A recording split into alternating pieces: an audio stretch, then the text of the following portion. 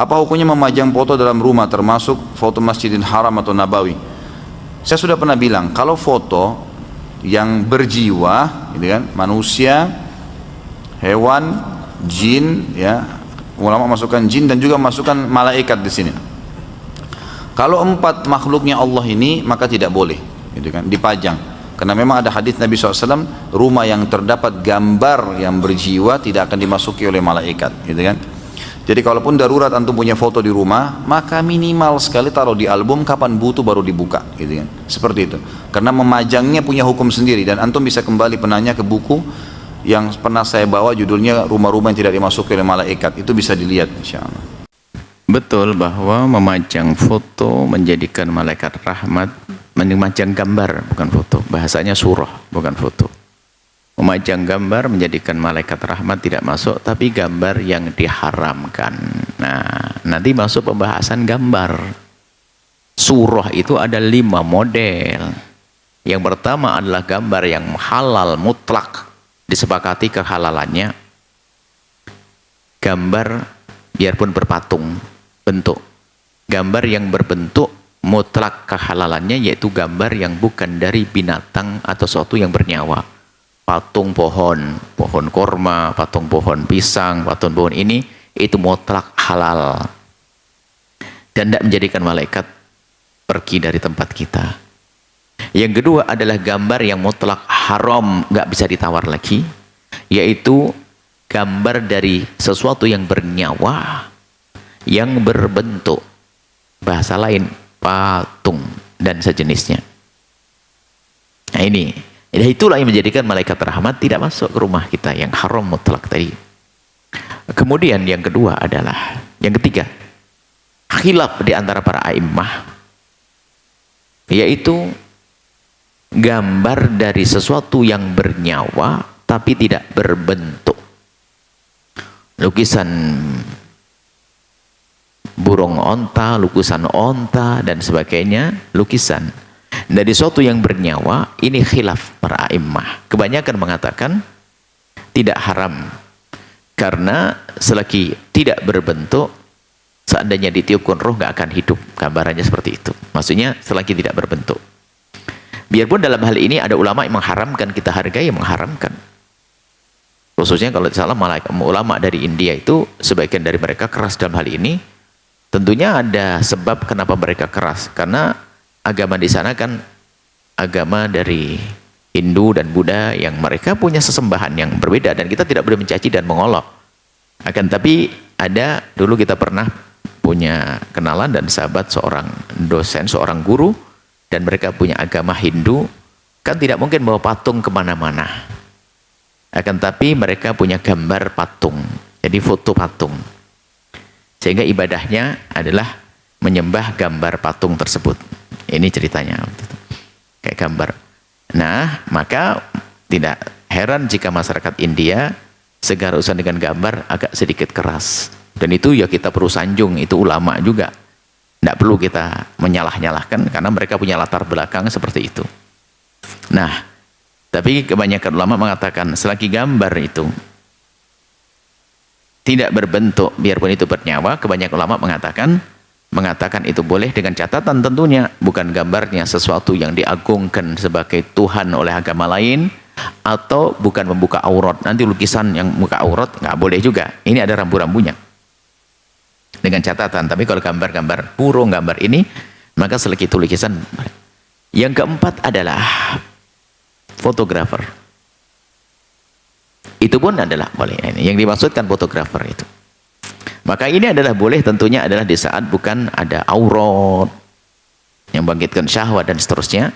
Maka fotografer adalah, kebanyakan mengatakan itu boleh, nggak ada masalah. Tentunya adalah bukan membuka aurat, bukan yang menjadikan orang bangkit syahwat. Nah, kemudian setelah itu ada yang kelima, adalah boleh gambar yang berbentuk. Gambar berbentuk, gambar bernyawa tapi berbentuk, tapi untuk mainan anak kecil. Maka disinilah peluang memperkenankan boneka buat anak kecil. Kalau sudah gede, haram boneka. Maka seorang suami ngasih hadiah istrinya boneka nggak boleh. Tapi kalau ngasih anak kecilnya boleh. Karena apa? untuk tarbiyat, untuk mendidik anak kecil khususnya perempuan. Masa anak laki-lakinya suruh pakai boneka, enggak, gendong boneka enggak kan? Biasanya anak perempuan gendong boneka untuk melatih kemandirian nanti di saat menjadi ibu-ibu.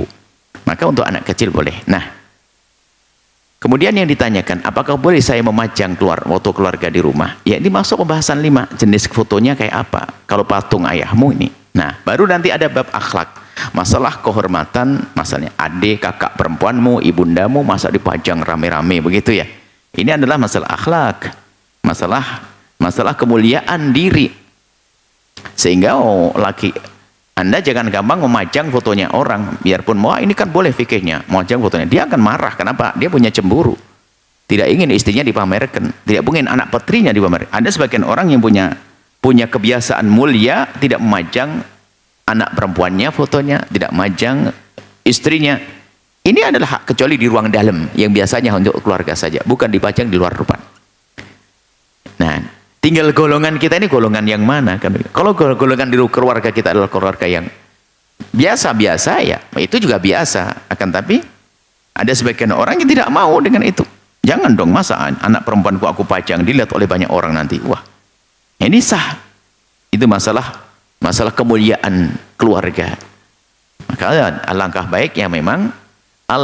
baiknya foto keluarga tentunya jika itu ada anak perempuannya, istrinya, bukan dipajang yang bakal dilihat oleh semua orang. Mungkin di kamarnya untuk keindahan. Ada foto kenangan, pengantin, waktu umroh dan sebagainya, jangan dipajang di luar. Maka Anda sebagai wanita muslimah, coba foto Anda dipandang gede-gede di alun-alun sana, malu dong. Nah, kok bisa? Nah, dan memang begitulah wanita, memang semakin wanita akan diberi oleh Allah rasa malu. Makanya kita jangan suka mengobral perempuan kemuliaannya di dalam rasa malunya seperti itu. Tapi kalau ada di rumah seseorang memajang foto istrinya dan anaknya dengan catatan masih menutup aurat, ya kita tidak perlu keras-keras, nggak perlu keras. Oh ini haram, dan memang keharaman tidak mudah. Untuk mengatakan haram itu harus ada judulnya dong, babnya. Kenapa dikatakan haram? Kalau bertentangan dengan tradisi kemuliaan di sebagian masyarakat sah, tapi mengatakan haram tidak. Kalau bertentangan dengan tradisi kemuliaan, keluargamu keluarga bagaimana? Ini kalau memang masalah malaikat sudah jelas urusan malaikat tadi. Malaikat tidak akan masuk di patung gambar yang berbentuk yang mutlak keharamannya tadi. Seperti apa hukumnya memajang foto di dinding? Aliran pertama mengatakan foto itu sama dengan patung. Maka siapa yang menempel foto di rumah sama dengan menyimpan patung. Innal malaikata, malaikat la tadkhulul buyut, tak masuk ke dalam rumah fiha tamasil, kalau dalam rumah itu ada patung. Yang tak masuk itu malaikat rahmat, malaikat maut. Ini kelompok yang pertama. Kelompok yang kedua mengatakan yang disebut patung itu 3 dimensi. Kalau di senter ada bayangannya. Di senter dia ada bayangan, itu baru patung. Nah, nampak ada bayangannya? Ada. Maka kalau ada gambar sini, gambar di center, mana ada bayang? Yang dimaksud dengan patung itu berbentuk dia. Dalilnya adalah walladzi yusawwirukum fil arhami kaifa yasha. Ada hidungnya, ada matanya, ada telinganya, ada dagunya, ada bahunya, ada kakinya, berbentuk dia. Itu adalah patung. Saya condong pada pendapat yang kedua, bahwa foto bukan patung. Sudah saya bahas panjang lebar dalam buku saya, judulnya 37 masalah populer, bahwa foto bukan patung. Patung tak boleh, tapi foto boleh. Patung pun kalau tak lengkap boleh. Misalnya sekerat setengah boleh. Ibu misalnya di rumah ada patung gajah, balik dari sini pecahkan belalainya. Di kamar ada patung burung merpati, di kepala burung itu ada burung, ada lampu, lengkap semuanya. Hilangkan satu bagiannya, boleh. Sayang betul, hilangkan sedikit, potongkan sedikit, potong kepalanya, potong ekor. Kalau tak lengkap boleh. Atau dokter, ibu misalnya dokter, di tempat ruang praktek ibu itu ada patung gambar jantung, gambar paru-paru, gambar usus, boleh. Tapi kepalanya tak ada, tak lengkap, tak utuh, boleh. Atau ibu jualan itu untuk barang-barang tuh, hilangkan kepala, atau rata aja tak nampak itu, boleh. Jelas? Bolehkah pajang foto keluarga dalam rumah? Boleh. Ibu, bapak, bajunya bagus, anak-anak dipajang supaya bapak itu pas mau berangkat kerja teringat dia, oh anak biniku, jangan sampai aku diganggu sekretaris di kantor. Bagus. Karena foto bukan patung. Yang melarang itu dia menganggap foto sama dengan patung, maka tak boleh. Tapi jangan dipajang foto yang membuka aurat. Foto-foto yang nikah dulu belum pakai hijab di kamar aja lah. Jangan dipajang. Saya pajang. Ibu kalau datang bertamu tengok, tak ada saya pajang-pajang. Kalau di dompet Pak Ustadz, dompet apa salah? Kalau dompet Ustadz gambar siapa?